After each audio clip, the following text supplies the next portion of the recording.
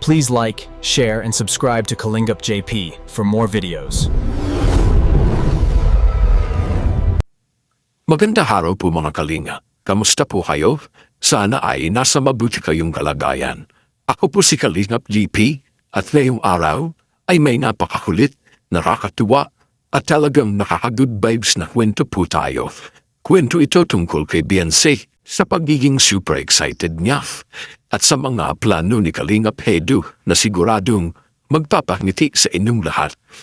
Mga Kalingap, alam niyo ba, itong si Beyonce, namimiss na raw niya ang Hong Kong? Oo, hindi lang basta miss. As in, yung tipong paulit-ulit nung nababanggit, yung parang tinatawag talaga siya ng lugar. At syempre, hindi naman magpapaulitin si Papa Eds dahil may napaka-cute at heartwarming na sinabi siya. Gusto daw niya ulit mag-birthday sa Hong Kong. Isipin niyo yun mga kalingap. Sa dami ng pwedeng pagpilian sa Pilipinas, sa dami ng magandang lugar, Hong Kong pa rin ang hinahanap-hanap. Bakit kaya? Kasi mga kalingap, nandun yung mga masasayang alaala nila, yung tawanan, gala, food trip, at buong banding ng Kalingap Pam. Si Eduma hindi lang basta gusto. Sabi niya talaga, sana doon ulit ako mag-birthday, mas masaya dun. Tsaka mas maraming tao ngayon, mas masaya.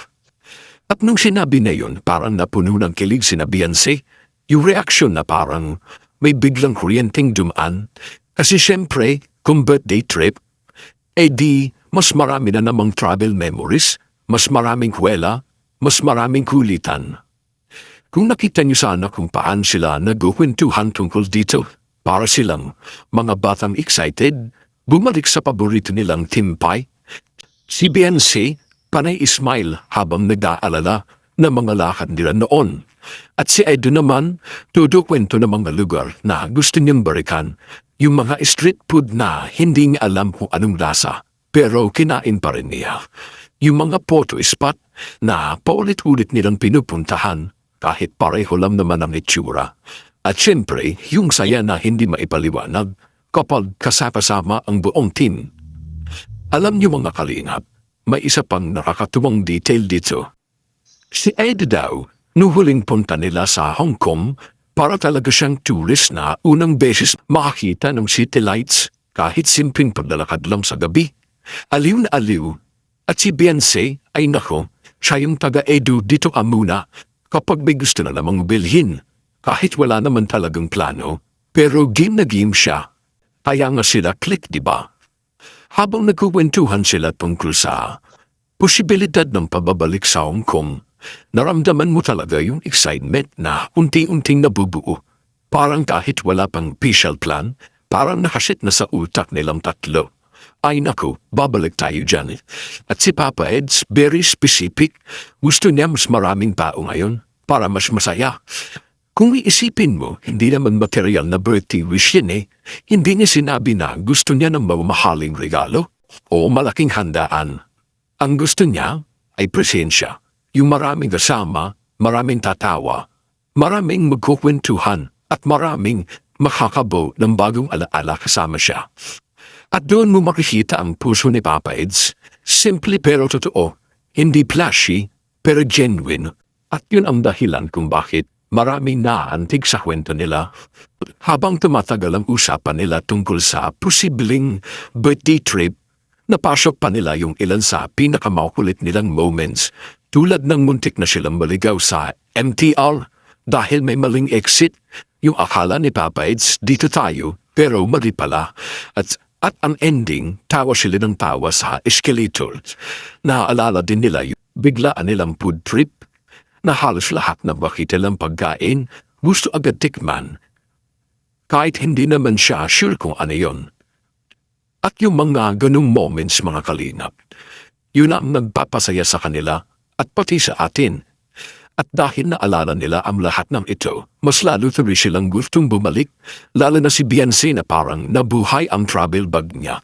Yung excitement niya, halatang halata sa boses, sa mata, sa pagkukwento, para siyang bata na gustong ipagpatuloy yung adventure na biglang naputol. Habang pinag-uusapan nila, biglang nagkaroon ng tanong sa hangin, matutuloy kaya? Kailan kaya? Sino kaya ang sasama? Anong bagong memories kaya ang mabubuo nila? At syempre, kung birthday to ni Papa Eds, ilang sorpresa kaya ang naghihintay? Sa puntong ito mga kalingap, napakaganda tingnan na habang pinag-uusapan nila ang Hong Kong, hindi lang ito tungkol sa lugar, hindi lang ito tungkol sa birthday, ito ay tungkol sa samahan, tungkol sa pagmamahal, tungkol sa pagbibigay halaga sa isa't isa. At yun ang essence ng kalingap. Hindi pagandahan, hindi pagalingan, kundi tao sa tao, puso sa puso. Pero siyempre, bago natin tuluyang sundan ang mga plano nila, patuloy po natin suportahan ang matubang family, sina Kuya Bal, Kalingap Prab, at ang buong Team Kalingap, na araw-araw nagbibigay inspirasyon, saya, at tulong sa ating mga kababayan. Kung sakaling matuloy ang birthday trip ni Papa Ed sa Hong Kong, siguradong kwela na naman at puno ng pagmamahal na walang katulad. Kaya mga kalingap, abangan natin ang mga susunod na kabanata at kung excited na kayong makita kung matutuloy ang Hong Kong adventure, comment lang kayo ng Go Hong Kong, Beyonce and Edu. Ako po si Kalingap JP, maraming salamat sa pakikinig at hanggang sa susunod, it's spread love, share, kindness, at maging tunay na kalingap sa puso. Shout out po, see you soon, JJ, at dito sa Hong Kong. Sana kayo din, Eds. Sana po, pag may natin, may nag-sponsor. Wala, ay. Grabe ang gastusin ngayon. Sponsoran niyo kami guys. Sana mayroon. Na-miss na ni Beyonce ang Hong Kong. Sana makapunta rin siya, kaso may pasok yun ang ganyang panahon. Ako pa, wala. Pwede niyo akong pa-sponsoran. Wala pa. Ma'am Labi, shout out. Papunta na kami dyan. Walang masyadong ganap. Pag Chinese New Year, masaya eh. Birthday mo. Birthday ka muna. Oo, doon tayo Kailan mag-birthday. bang guys, kailan bang Chinese New Year ng po Hong Kong? Pambago-bago ba ganyan? Kaya nga, depende sa eh. Baka din mag-birthday si Kalingap Edu eh. Oo. Gusto ko doon ulit mag-birthday. Doon yata ako nag-birthday dati eh. Masarap din mag-birthday. Sarap talaga doon. Hindi nyo ma-enjoy. Hindi nyo ma-enjoy. Na-enjoy ko nga eh. 2 beses na ako nag-Hong Kong. Na-enjoy ko parehas yung Februaryng Totoo. paglabas. Partida last year, di pa namin nasaktuhan yung Kaya nga, Chinese New Year. hindi nasaktuhan. Tapos na ata yun. Oo, pero para sa akin, mas gusto ko yung mas maraming tao. Mas masaya. Mas masaya. Ulit kayo. Hmm. Sama ka sa pabas na Manila. Opo, dito nga po ako eh.